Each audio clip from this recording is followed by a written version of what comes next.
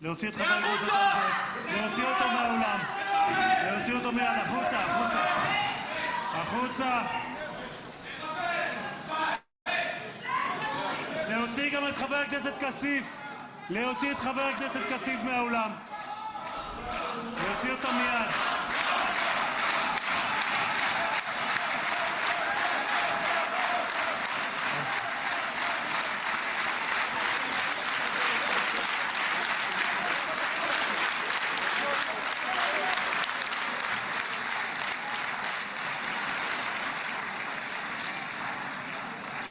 Sorry for that, Mr. President. Thank you. Please.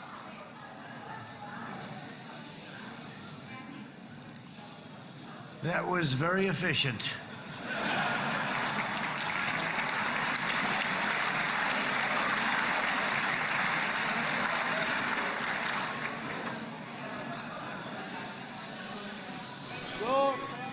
So back to Steve. He's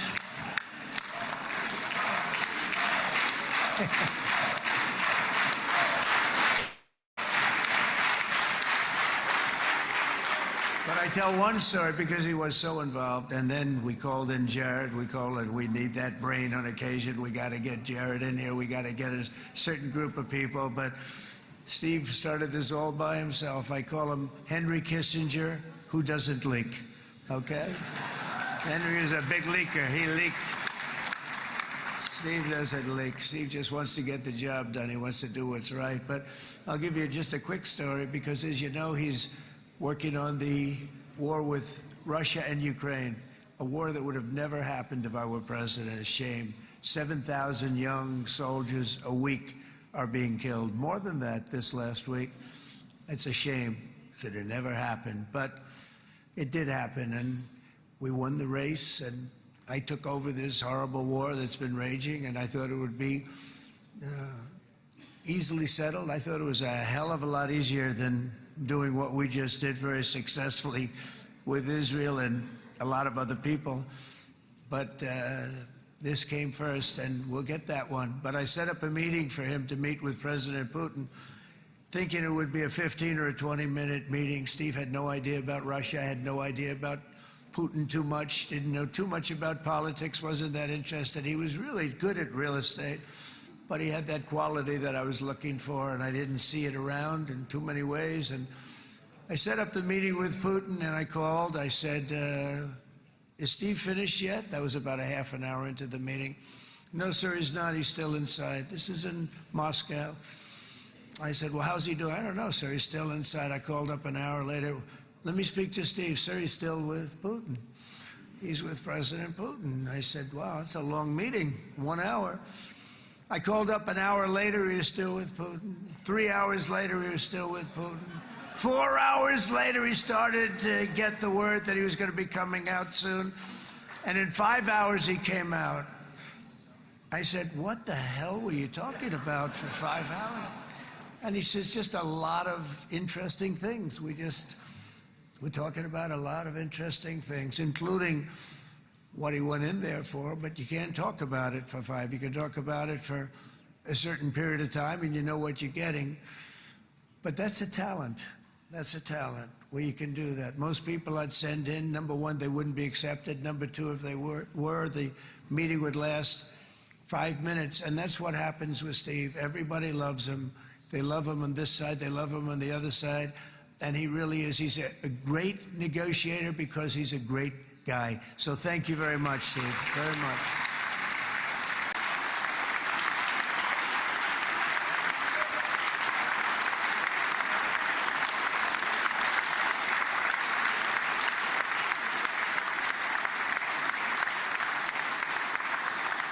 And let me also give a very special thanks to someone who truly loves Israel. In fact, loves it so much that my daughter converted.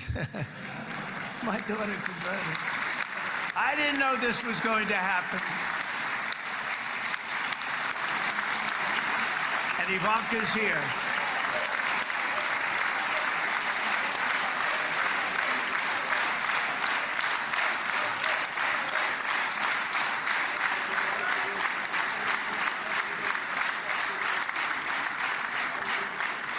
And Bibi, you do know this was not in the cards for me. You understand that. And she is so happy, and they are so happy. At least I think they're happy. If they're not, we have a big story, right? No, they have a great marriage, and they get along great. They're best friends. They have a very special relationship. But Jared has been so helpful. He really did something very special. He established the Abraham Accords with a group of very wonderful people. I like calling it the Avraham Accords, because people that, right? Avraham. It's so cool. It's so much sort of nicer, you know, the Abraham versus the Avraham.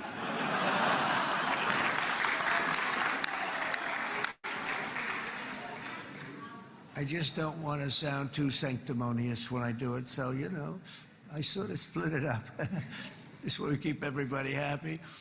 But we have some very great talent, and they have no excuses for anything that's taken place, because we had some unbelievably good people working on this. And then you're going to add a man named Marco Rubio, who is also here. That's right.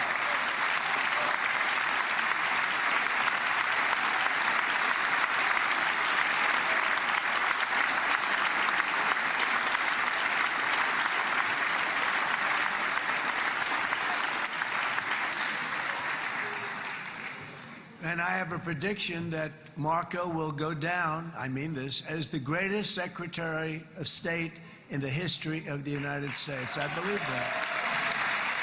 I believe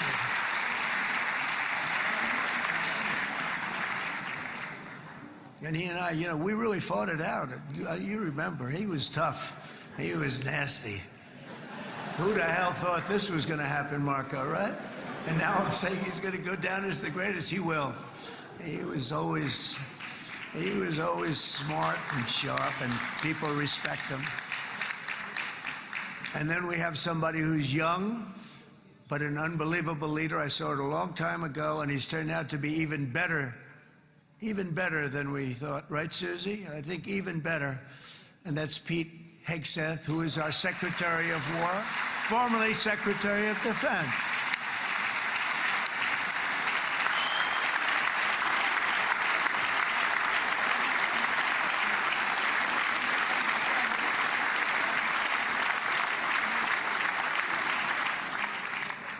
And as you know, we decisively won World War I. We decisively won World War II decisively. And everything in between and everything before it, we won everything. And then they had the brilliant idea of changing the name from war, you know, it was war, to defense. And with that went a certain thinking. And we fought in a very politically correct way after that. We always had the strongest military, and now we have a stronger military than we've ever had before. Because of my first term, I've totally rebuilt the military, every aspect of it. But we have, if you think, we settled 8 wars in 8 months. I'm now including this one, by the way, if that's okay. They may say, well, that was quick. Because yesterday I was saying 7, but now I can say 8. The hostages are back. The hostages are back.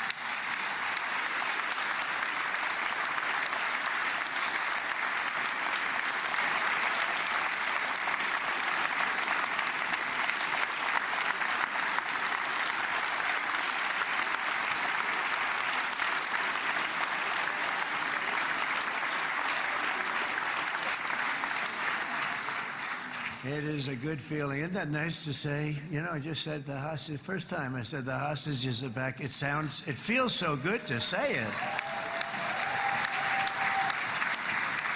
But when you settle 8 wars in 8 months, that means you don't like war.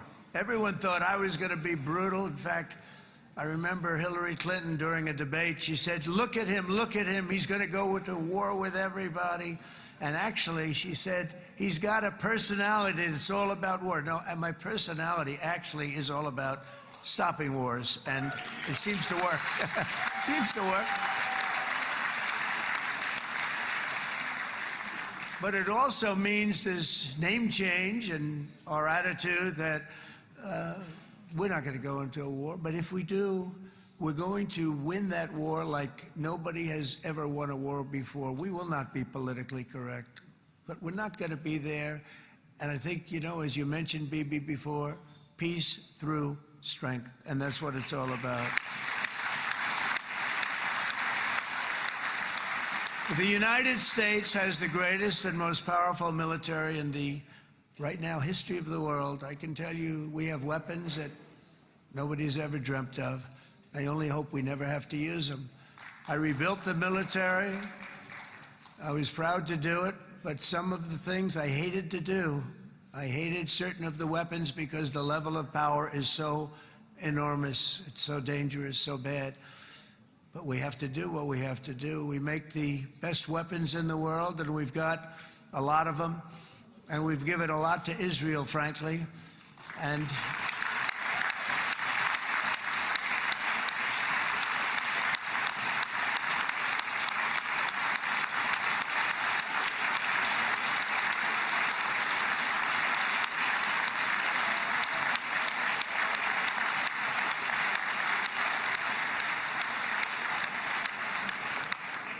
I mean, Bibi would call me so many times, can you get me this weapon, that weapon, that weapon? Some of them I never heard of, Bibi, and I made them. But we'd get them here, wouldn't we? And they are the best. They are the best. But you used them well. It also takes people that know how to use them. And you obviously used them very well. But so many that Israel became strong and powerful, which ultimately led to peace. That's what led to peace. So as we celebrate today, let us remember how this nightmare of depravity and death all began. 2 years ago, on the eve of the Simchat Torah holiday, thousands of innocent Israeli civilians were attacked by terrorists, and one of the most evil and heinous desecrations of innocent life the world has ever seen, the worst slaughter of Jews since the Holocaust. The cruelty of October 7th struck to the core of humanity itself. Nobody could believe what they were witnessing. The United States of America grieved alongside you, and we mourned for our own citizens who were so viciously taken that day.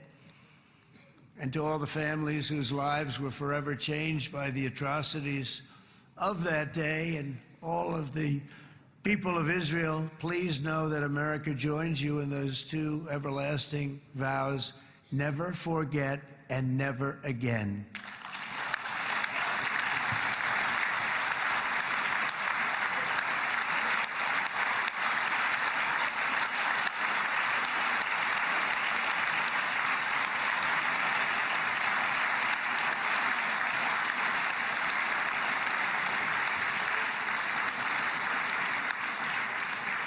From October 7th until this week, Israel has been a nation at war, enduring burdens that only a proud and faithful people could withstand. It was a very tough period of time.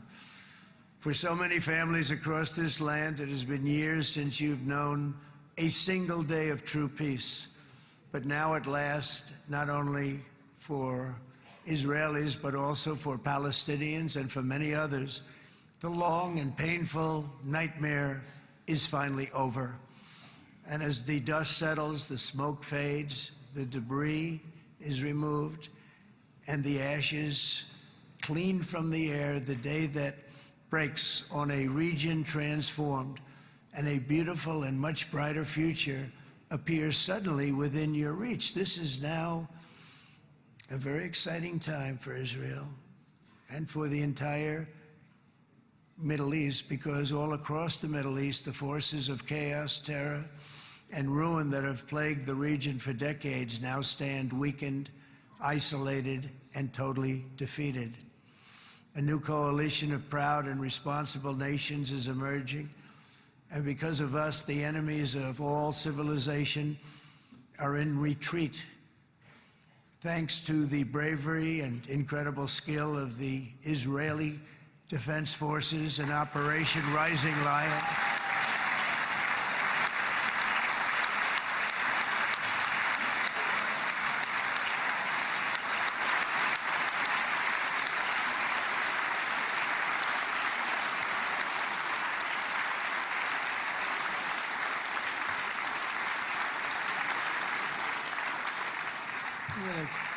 guy's central casting. Let's put him in a movie. Look at him. Great job. And my people loved working with you. Loved it. They worked so well together. But many of Iran's top terrorists, including nuclear scientists and commanders, have been extinguished from this earth. And with Operation Midnight Hammer, boy, that's a great name for that, what we did. Last June, the United States military flew 7 of those beautiful B-2 bombers. They look so beautiful all of a sudden. They were always, I thought they were pretty planes. I had no idea they could do what they did. In fact, we just ordered 28 more of them. A little updated version.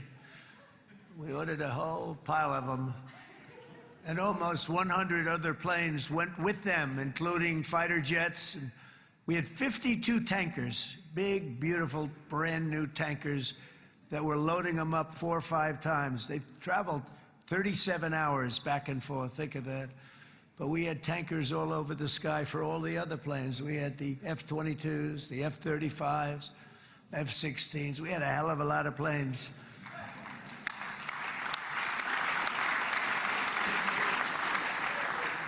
So we had 52 gas stations in the sky. That's what they call them. I'll tell you, I wouldn't want to be flying one of them. We have our great General Caine right here. General, stand up. This guy. What a general. Thank you.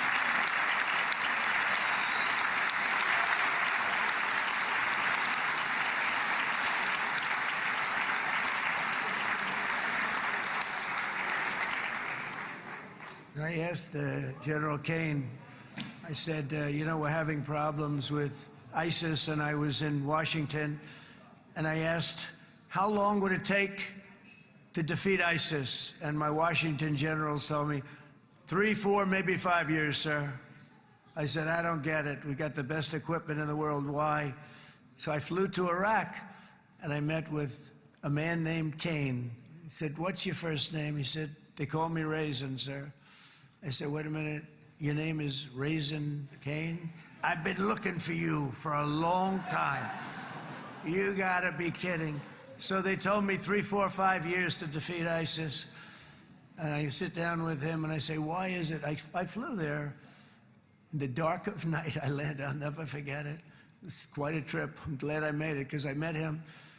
I said, could I ask you, General? I come down. He said, with another general and a sergeant. Everybody was like central casting. They could go into a movie right now. Between him and you guys over here, we could get rich making movies, okay?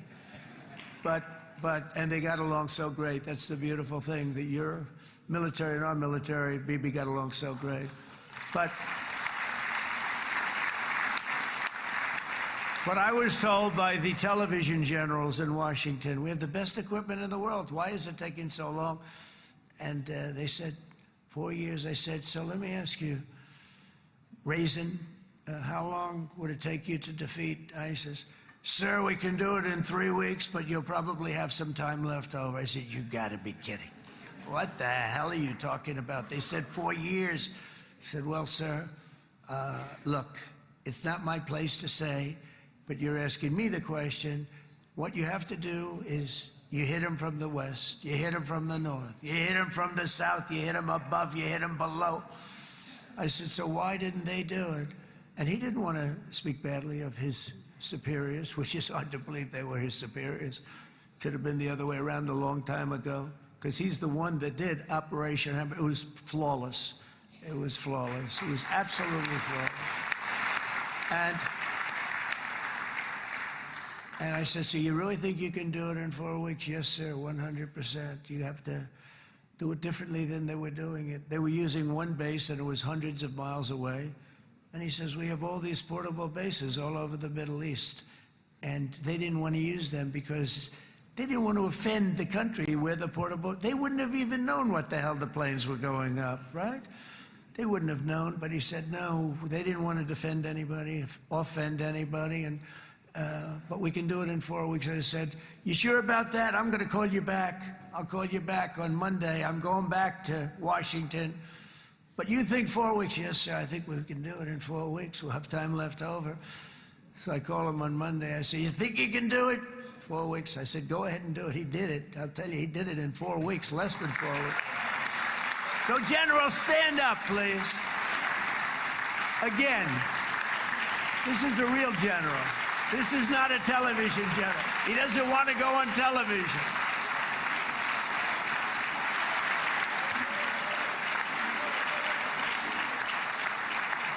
He doesn't want to go on television. I said the other guys love being on television. So we dropped 14 bombs on Iran's key nuclear facilities, totally, as I said originally, obliterating them. And that's been confirmed, and everybody understands it. Together we stopped the #1 state sponsor of terror from obtaining the world's most dangerous weapons. And if you think about it, if we didn't do that, and assuming we made the same deal that we have today, there'd be a dark cloud over this deal. And #1, it wouldn't happen because the other Arab and Muslim nations really wouldn't feel comfortable making the deal that we have now, right? If Iran had that nuclear weapon that they were about 2 months away from having. They would have had it in 2 months or maybe less than that. They were right at, this was our last shot. They looked at it for 22 years. This was our last shot. The pilots told me that. They said, 22 years, sir. They looked at it. Our predecessors looked, they studied it. 3 times a year would do drills on that exact attack. And boy, did they get it right. But let's assume they didn't, and let's assume there was large-scale nuclear weapons in the hands of Iran. We couldn't be here today. Even if we signed the deal, which we couldn't do because a lot of people would not want to have anything to do with it, we took a big cloud off of the Middle East and off of Israel.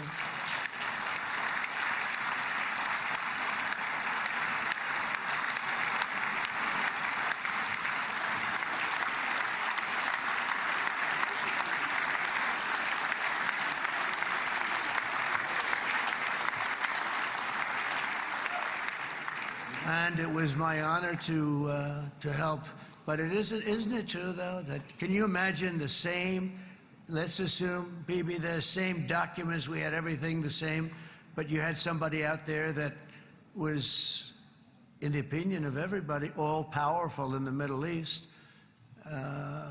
They took a big hit, didn't they? Didn't they take a big hit? Boy, oh boy. They got hit from one side, from the other. And you know, it would be great if we could make a peace deal with them. And I think that's me. Would you be happy with that? Wouldn't it be nice, I think? Because I think they want to. I think they're tired. Somebody said, sir, they're starting their nuclear program again. I said, let me tell you something. They're not starting anything. They want to survive. The last thing they want to do is start digging holes again in mountains that just got blown up and start. They're not doing this. They want to survive, okay? But I think we have a chance. Steve, you, and I think Jared, come on, I'll call you back for another one. We always bring Jared when we want to get that deal closed. We bring Jared, but Steve, you and Jared and the General and Pete and Marco, you'll get that deal done easy. I think that'll be easy. But first we have to get Russia done. We got to get that one done. If you don't mind, Steve, let's focus on Russia first, all right? We'll get it done. In Lebanon, the dagger of Hezbollah, long aimed at Israel's throat, has been totally shattered. My administration is actively supporting the new president of Lebanon in his mission to permanently disarm Hezbollah's terror brigades. He's doing very well. And build a thriving state at peace with its neighbors. And you're very much in favor of that, I know. And it's good things are happening there, really good things. And with this week's ceasefire, we've achieved the most challenging breakthrough of them all. The most challenging breakthrough maybe ever. I mean, I've never seen anything like it. I've been involved in a lot of success. I have never seen anything like what's going on today all over the world. People are dancing in the streets, not just in Israel. They're dancing in the streets of countries that would have never danced in the street about what's happening today. They're dancing in those streets. So this long and difficult war has now ended. You know, some people say 3,000 years, some people say 500 years, whatever it is. It's the granddaddy of them all. And in an unprecedented achievement, virtually the entire region has endorsed the plan that Gaza will be immediately demilitarized, that Hamas will be disarmed, and Israel's security will no longer be threatened in any way, shape, or form.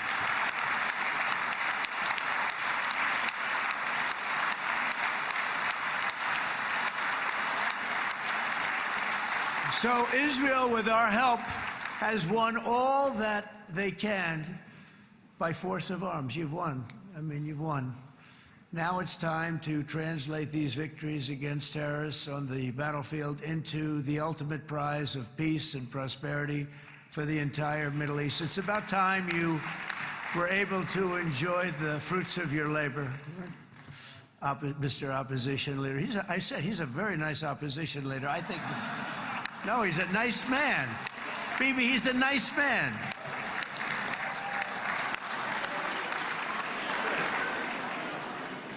He knows what he's doing, right? No, he's a very nice guy. Well, see, now you can be a little bit nicer, Bibi, because you're not at war anymore, Bibi.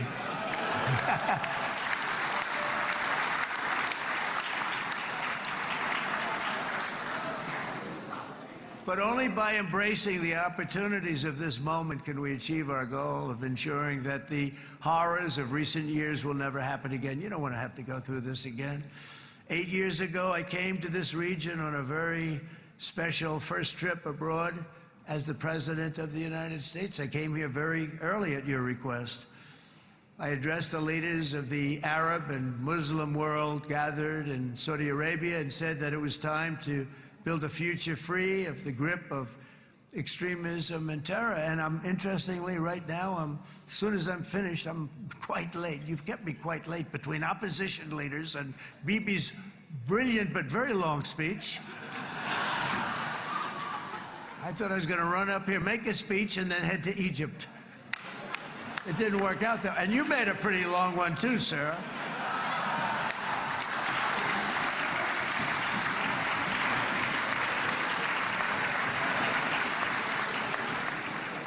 But I liked what you all said. It could be worse. Supposing on top of it, I didn't like what you said. That would be no good, Ron, would it? Ron, you did a great job, by the way, Ron.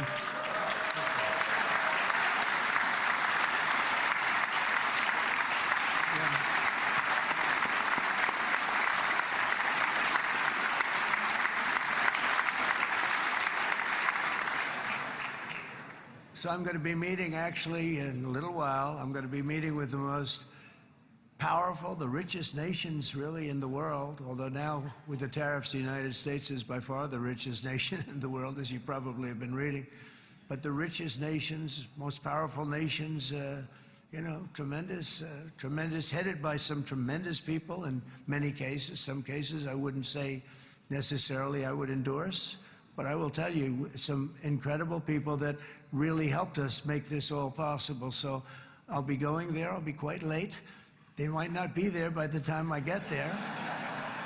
But we're going to give it a shot.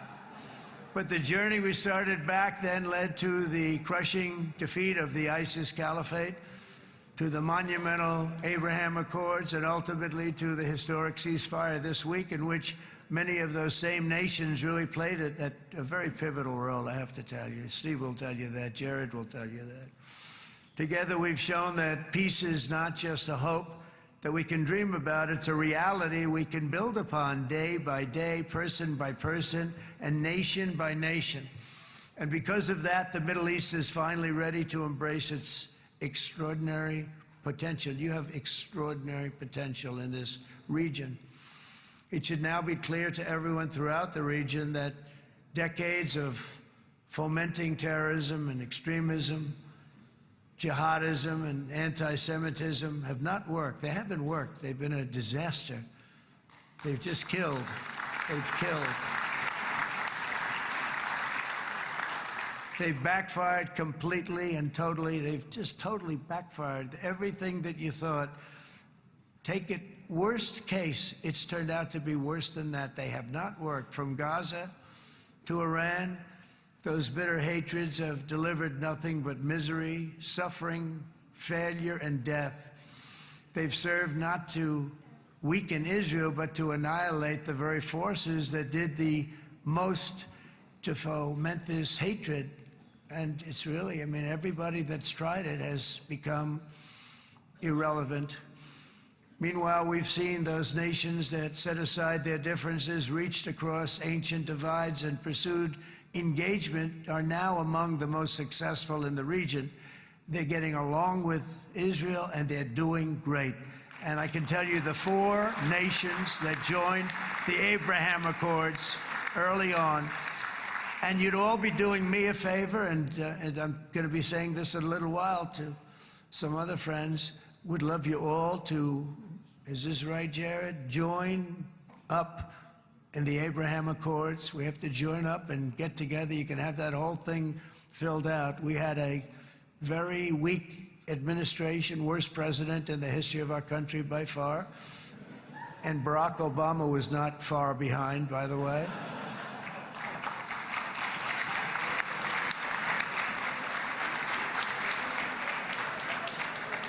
And they did nothing with this incredible document, the Abraham Accords, but now you can fill them up. Now you have peace, you have people that really like Israel. I'll tell you what, and they like Israel a lot more today than they did even 5 weeks ago. You've made a lot of, you've come back. You've come back strong, because it was getting to be a little nasty out there in the world, and ultimately the world wins. You can't beat the world. Oh, I would say to Bibi, it's now time, and he understood it better than anybody, because ultimately, you know, the world's a very big place. And I've said a lot. I said, this piece of land is very small. It's unbelievable what you've done with that tiny, you look at a map even of just, not the world, the Middle East, and you have this little dot. And think of what you've done. It's incredible. It's incredible.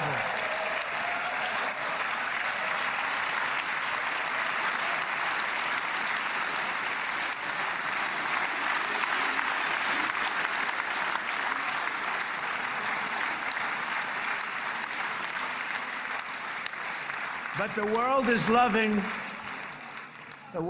loving Israel again. And I said to Bibi, you know, the world is big and it's strong. And Ron, ultimately, the world wins. And we don't have to worry about that now. But there was getting to be a period of time over the last few months, you know, the world wanted peace and Israel wanted peace. Everybody did. Everybody did. And what a victory it's been, right? What a victory it's been. If you would have gone on for 3, 4 more years, keep fighting, it was getting bad. It was getting heated. The timing of this is brilliant. And I said, Bibi, you're going to be remembered for this far more than if you kept this thing going, kill. It would be it would not be the same. And I just want to congratulate you for having the courage to say, that's it, we've won. And now let's enjoy our lives and let's rebuild Israel and make it stronger and bigger and better than it's ever been before. We're going to do that. Took a lot of guts. And the choice for Palestinians could not be more clear. This is their chance to turn forever from the path of terror and violence. It's been extreme, to exile the wicked forces of hate that are in their midst, and I think that's going to happen. I've met some people over the last couple of months that want to see it happen very much, and after tremendous pain and death and hardship, now is the time to concentrate on building their people up instead of trying to tear Israel down. We don't want that to happen again.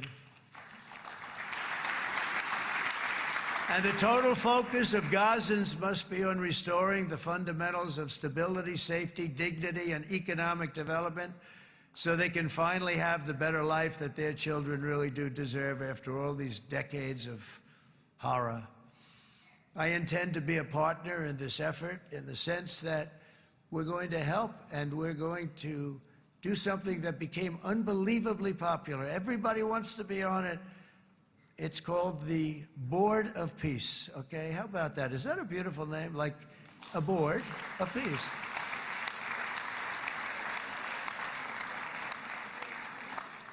The only bad thing from my standpoint, every single nation involved has asked me to be the chair, and I'll tell you, I'm very busy. I didn't count on that, but you know what? If we do it, we'll do it right, and we have unbelievable power and wealth, because you're going to need wealth. You're going to need wealth to rebuild things, and they have wealth like few people have wealth. I want to thank the Arab and Muslim nations for their commitment that they've made to support a safe rebuilding of Gaza and beyond. I have many Arab countries, very wealthy countries, that came up and said, we'll put up tremendous amounts of money to get rebuild Gaza, and I think that's going to happen. The power, they want dignity, they want to come forward, and they want to say, and I want to say who they are, because what they're doing is going to be, I think, something that you're going to be very impressed with, Bibi, and you need that. You need the kind of economic power that they have, and they want to see it work, and they want to see it be safe, and they want to see it be good for Israel, too. And as much money as it will be, and it's a lot, as you can see, it's a lot. For these countries, it's relatively little relative to their worth. It's really a lot of money like most people could never even conceive, but for these countries, it's not that much, especially because it ensures success and stability in the Middle East, which is what they want to see. So many of them will be with us in Egypt in a little while, I think. I'm not sure. They may be gone. They may have taken their Boeing 747s and left. I said, what kind of a plane do you fly? 747. I said, that's a large plane. No, they may have. Steve, do you think they've left on their their brand new Boeing 747s? Or, I don't know. We're going to find out soon. It's going to be a big story. There'll be 2 people left, and they'll be the 2 poorest ones.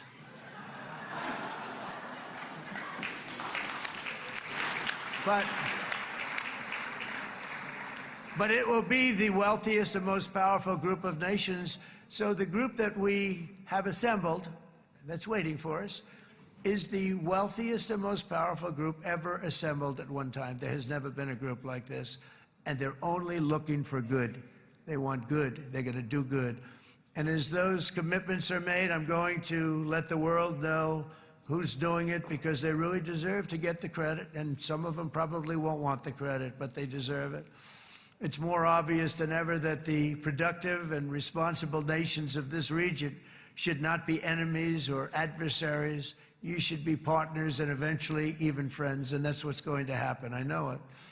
Together you can stand against the forces of chaos. Yeah, you go ahead. That's an important point.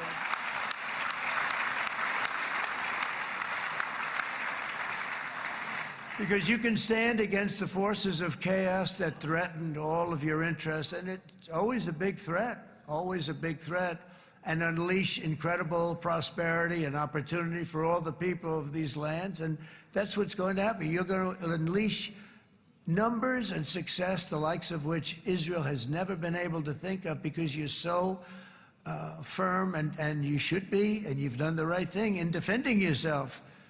You're not going to have to worry so much about it. You've won, and now you can build, and you can do things that you never even thought possible. When you put that genius into doing something else, it's going to be something it's going to be a miracle. The miracle in the desert, it's going to be amazing. And it already is in a true sense. But it'll be wonderful when you can spend time thinking about other than war and defense and offense also. To that end, it's my firm hope and dream, frankly, that together the Abraham Accords will turn out to be everything that we thought they would.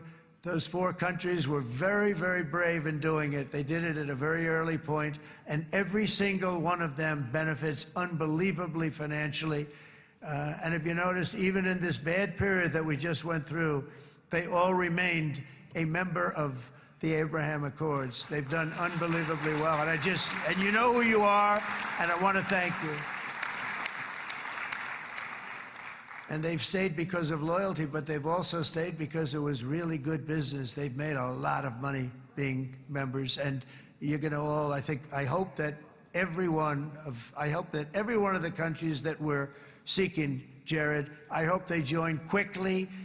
No games, no nothing. Just join, get it. It's going to be a great peacemaker. It's really going to bring it together beyond anybody's wildest dream. So instead of building fortresses to keep enemies at bay, the nations of this region should be building infrastructure to weave your commerce closer together, because you've got to compete with the big world out there in commerce now. It's a different kind of competition. Instead of making weapons and missiles, the wealth of this region should flow to schools and medicine, industry, and frankly, the new hot thing, artificial intelligence. It's a lot of intelligence you're going to have to be thrown off to pay back these sums of money that they're doing. But that's really the hot one. And I might say that the United States, a year ago, was a dead country. I say it to people. I heard it first from the King of Saudi Arabia. I then heard it from UAE. I heard it from Qatar. I heard it from many other countries. A year ago, the United States of America was a dead country. Now it's the hottest country anywhere in the world. It is the hottest. There's no question about it.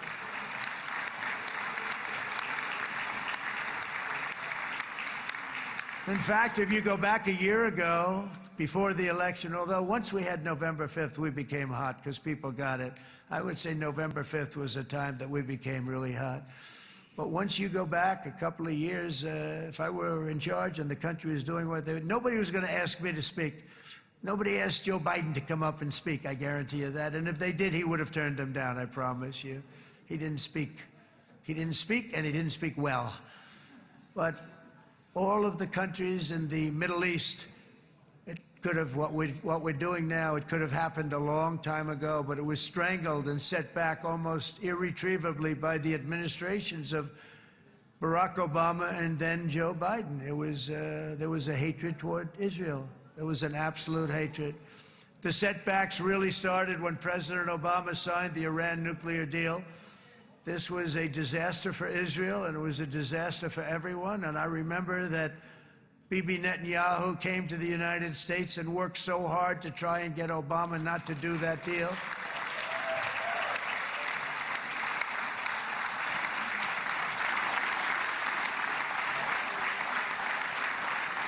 He worked so hard. But it was like talking to a wall. I remember him telling me it was like talking to a wall. They wanted to go with Iran. They chose Iran, frankly, over a lot of other good nations, but specifically Israel.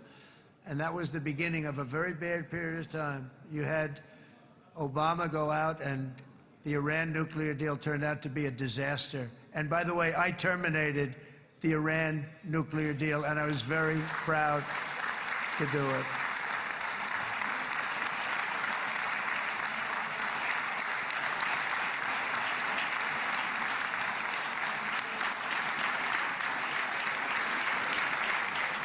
Yet even to Iran, whose regime has inflicted so much death on the Middle East, the hand of friendship and cooperation is open. I'm telling you, they want to make a deal. That's all I do in my life. I make deals.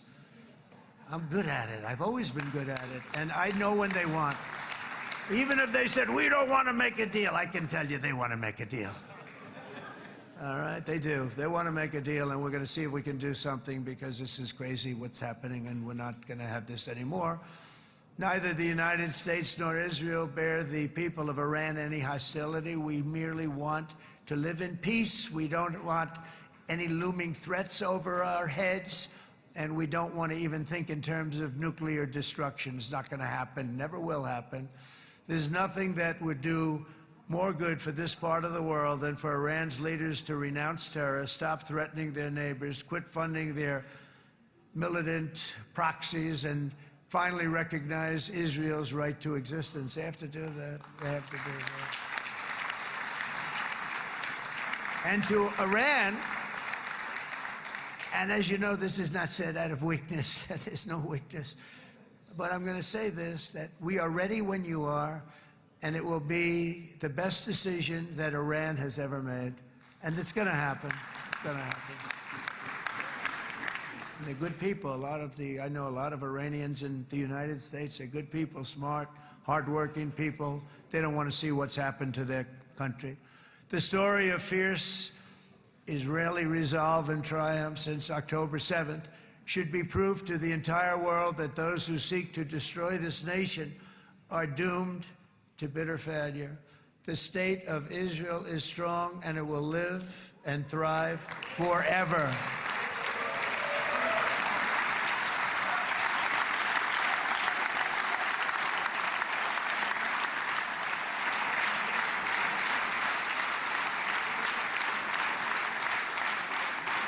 And that is why Israel will always remain a vital ally of the United States of America. Israelis share our values, field one of the world's most powerful militaries. You really do. You have an amazing, what a job you've done. And have one of the most innovative economies on earth. Those are just a few of the reasons why I'm proud to be the best friend that Israel has ever had. And they all say it in the White House. They all say it. I guess it's true because everybody says it, baby. You said it today. Thank you. But as president, I terminated the disastrous Iran nuclear deal, and ultimately I terminated Iran's nuclear program with things called B-2 bombers. It was swift, and it was accurate, and it was a military beauty. I authorized the spending of billions of dollars, which went to Israel's defense, as you know. And after years of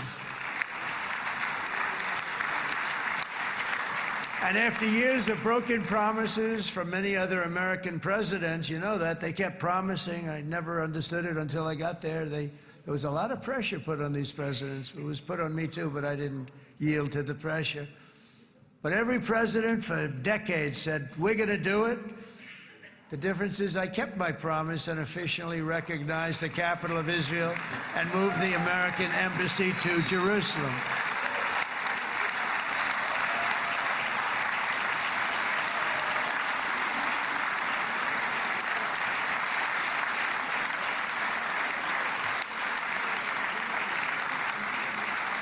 Isn't that right, Miriam?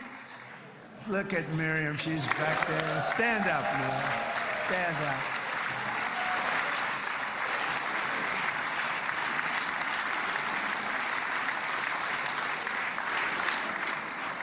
Miriam and Sheldon would come into the office. They'd call me. He'd call me. I think they had more trips to the White House than anybody else I can think of. Look at her sitting there so innocently. She's got $60 billion in the bank, $60 billion. And I think she's saying no more. And she loves Israel, but she loves it, and they would come in, and her husband was a very aggressive man, but I loved him. He was a very aggressive, very supportive of me. And he'd call up, can I come over and see you? I say, Sheldon, I'm the president of the United States. It doesn't work that way. He'd come in, we would do. But they were very responsible for so much, including getting me thinking about Golan Heights, which is probably one of the greatest things to ever happen to Israel.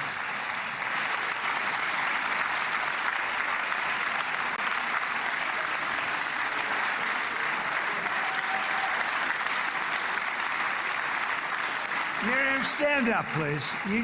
She really is. I mean, she loves this country.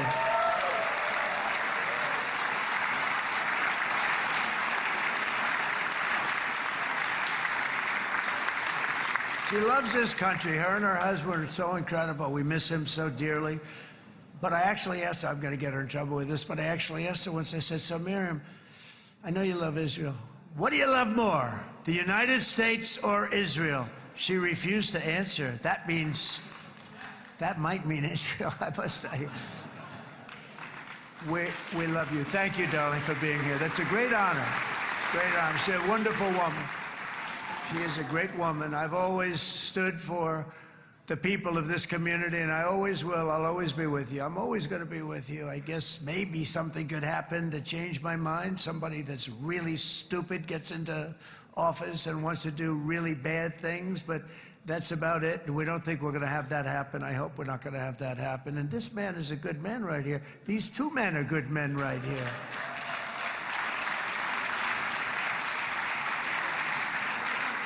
Hey, I have an idea. Mr. President, why don't you give him a pardon? Give him a pardon. Come on.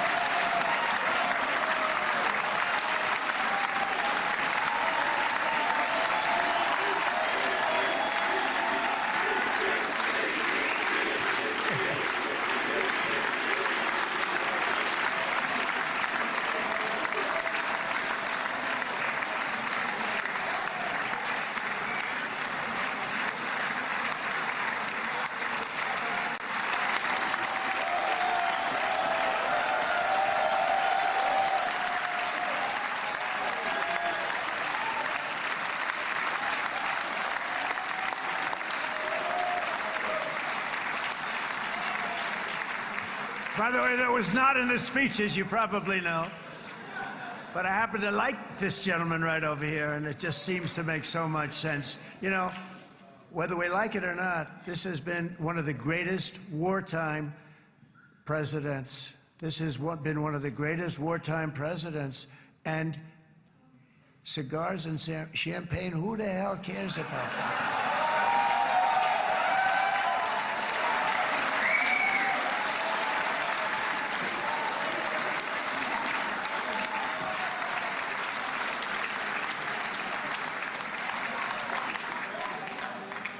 All right, enough controversy for the day, right? Actually, I don't think it's very controversial. So, you know, I mean, I see so popular. You are a very popular man. You know why? Because you know how to win.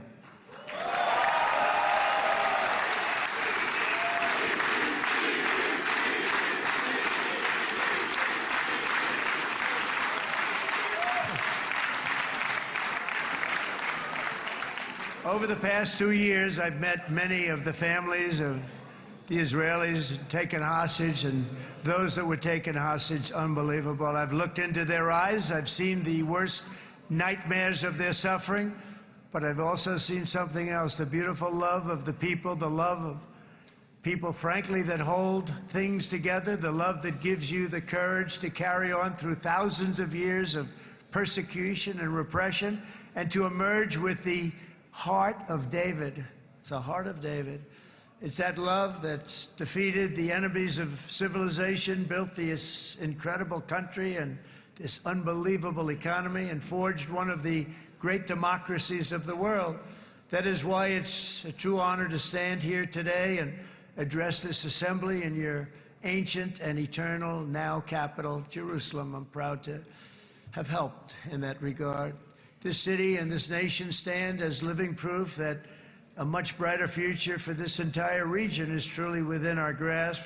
For thousands of years, Jerusalem has been a home to Christians, Jews, Muslims, and people of all ethnicities and creeds. This is the holy center of the world's three great Abrahamic faiths. I like that too. Adorned, it's the first time I've seen that word in a while. Adorned with their sacred sites and alive with their pilgrims and visitors from every corner of the globe. But here between the Western Wall, the Temple Mount, and the hill called Calvary, people of every faith and background live, work, pray, serve, and raise their families side by side, and they do it with love. This example is just one of the modern miracles that Israel has given to the world. And just in closing, the leaders in this chamber know better than anyone else the challenges of this harmony, and it's been easily won. No, it hasn't. It has not been. It's been so tough, but it has been, some say, a miracle. What you've done is a miracle. Look at your size.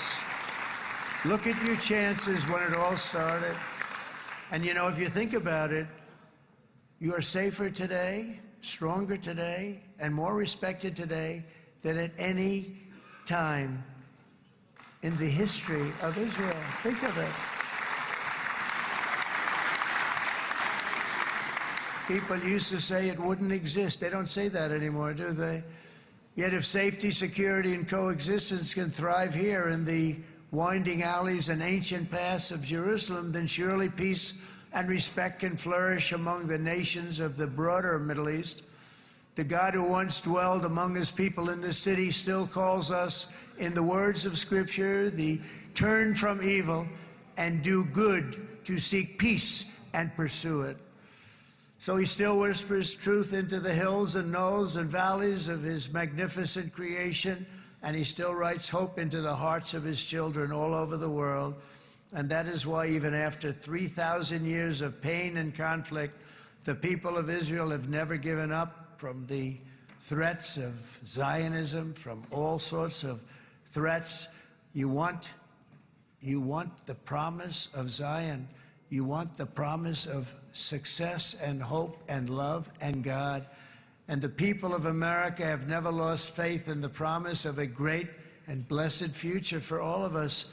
From the very first day that modern Israel was founded, we have stood together through thick and thin of setbacks, and through victory and defeat, through glory and heartache. We have built industries together. We have made discoveries together. We have confronted evil together, and we have waged war together, and perhaps, most beautifully of all, we have made peace together. And this week, against all odds, we have done the impossible and brought our hostages home.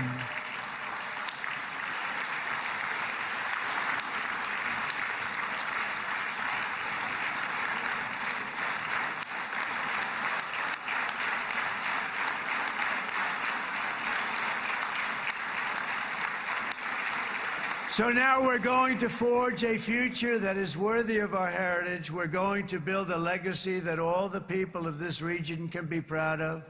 New bonds of friendship, cooperation, and commerce will join Tel Aviv to Dubai, Haifa to Beirut, Jerusalem to Damascus, and from Israel to Egypt, from Saudi Arabia to Qatar, from India to Pakistan, from Indonesia to Iraq, from Syria to Bahrain, Turkey to Jordan, the United Arab Emirates to Oman, and Armenia to Azerbaijan, another war that I just settled.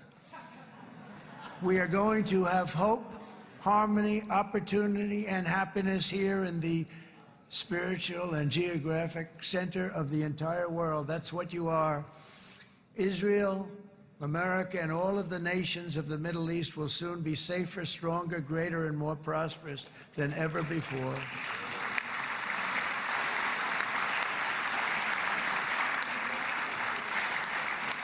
And I want to thank you all once again for this exceptional honor. This has been truly an honor. It's seldom that a president is invited to do this. And I love Israel. I'm with you all the way. You will be bigger, better, stronger, and more loving than ever before. Thank you very much. God bless you. God bless the United States of America. And God bless the Middle East. Thank you, everybody. Good luck. Thank you very much. Thank you.